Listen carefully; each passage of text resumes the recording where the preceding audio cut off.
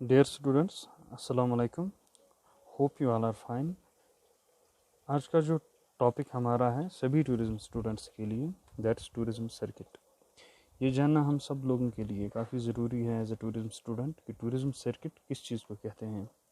ये जो video clip है इसके साथ मैंने ये स्लाइड भी अटैच किया हुआ है सो दैट आपको समझने में आसानी हो। You might have read or heard tourists and tourism professionals discuss tourism circuits. बाज़ औक़ात आपने जो टूरिज़म प्रोफेशनल्स होते हैं जैसे ट्रैवल एजेंट्स, टूर ऑपरेटर्स या टूरिज़म एकेडमिशियंस होते हैं या पॉलिसी मेकर्स होते हैं, वो इस टर्म को काफ़ी ज़्यादा यूज़ करते हैं, टूरिज़म सर्किट को। आपने कई बार ऐसे प्रोफेशनल्स को टूरिज़म सर्किट टर्म का यूज़ करते हुए सुना होगा। Often tourism stakeholders discuss the development of a particular circuit to increase the flow of tourists to that particular destination. Tourism circuit को हम क्यों डेवलप करते हैं? टूरिज़म सर्किट को या किसी डेस्टिनेशन को एज ए सर्किट डेवलप करने के पीछे एक बड़ा मकसद ये होता है ताकि जो टूरिस्ट फुटफॉल है वो उस सारे एरिया में बढ़ जाए and this helps with the development of the place. So जितना ज़्यादा एरिया डेवलप होगा, जितनी ज़्यादा डेवलपमेंट होगी, जितना ज़्यादा टूरिज़्म ग्रो करेगा उतनी ही ज़्यादा उस एरिया की ओवरऑल डेवलपमेंट होती है। Okay dear students, let's begin with the tourism circuit definition. Tourism circuit जो है इसकी डेफिनेशन क्या है?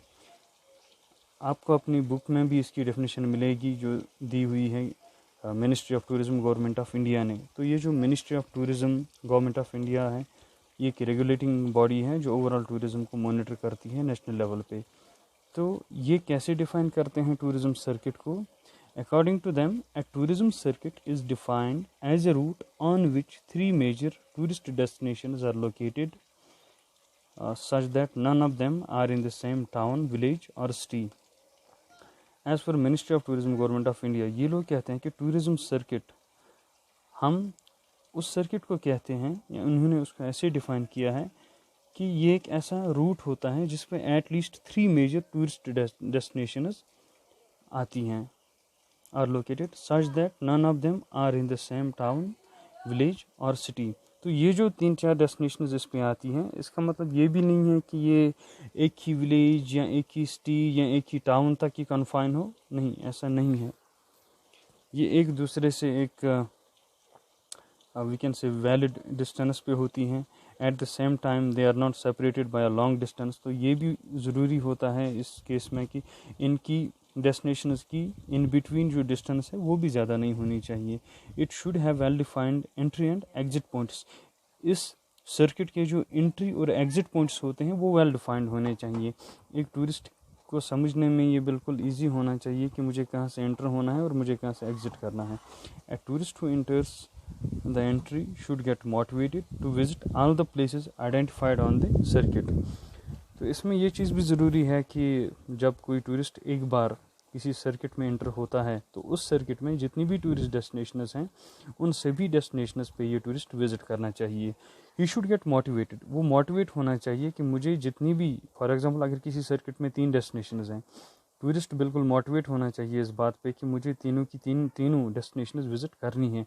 तो उससे क्या होगा, जब वो सारी डेस्टिनेशंस पे विज़िट करेगा उसका ड्यूरेशन ऑफ स्टे जो है वो बढ़ जाएगा। जितना ड्यूरेशन ऑफ स्टे बढ़ जाएगा अल्टीमेटली उसका जो मनी स्पेंडिंग उनका रहता है तो वो ज़्यादा रहेगा इस केस में। तो मैक्सिमम पीपल जो वहाँ आसपास में रहते हैं, जो सर्विस प्रोवाइडर्स हैं, वो उनको बेनिफिट मिल जाता है।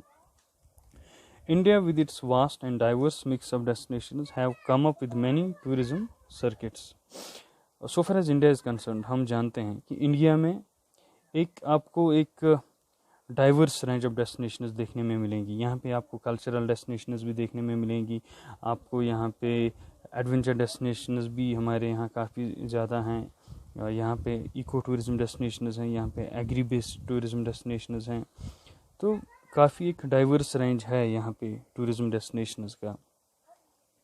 तो इन डेस्टिनेशंस के साथ साथ आप देखोगे कि इंडिया में काफ़ी सारे टूरिज़म सर्किट्स भी देखने में मिलते हैं। तो जिनमें से कुछ बहुत ही फेमस है, लाइक गोल्डन ट्रायंगल, ये एक टूरिज़म सर्किट है। तो ये कनेक्ट करता है दिल्ली, जयपुर एंड आगरा को। सो मोस्ट ऑफ दी जो फॉरेन टूरिस्ट्स हैं वो जब भी इंडिया आते हैं तो ये जो गोल्डन ट्रायंगल है यहाँ पे ये वो लोग ज़रूर विज़िट करते हैं। तो ये जो पूरा गोल्डन ट्रायंगल है इन 3 डेस्टिनेशंस को मिला के, दिल्ली, जयपुर एंड आगरा, तो इसमें काफ़ी सारा कल्चरल हेरिटेज हमारा है। तो इन डेस्टिनेशंस पे वो लोग ज़रूरी विज़िट करते हैं। यहाँ बुद्धिस्ट सर्किट्स यहाँ पे हैं, बिहार साइड में गया वगैरह उसमें, and many more. Golden triangle though is considered the most popular tourism circuit specially with the international tourists. जैसा कि मैंने आपको बताया अभी कि जो गोल्डन ट्रायंगल है ये काफ़ी ज़्यादा फेमस है अमंग फॉरेनर्स। तो फॉरेनर जो हैं वो काफ़ी ज़्यादा प्रेफर करते हैं इंडिया में गोल्डन ट्रायंगल टूर को लेके।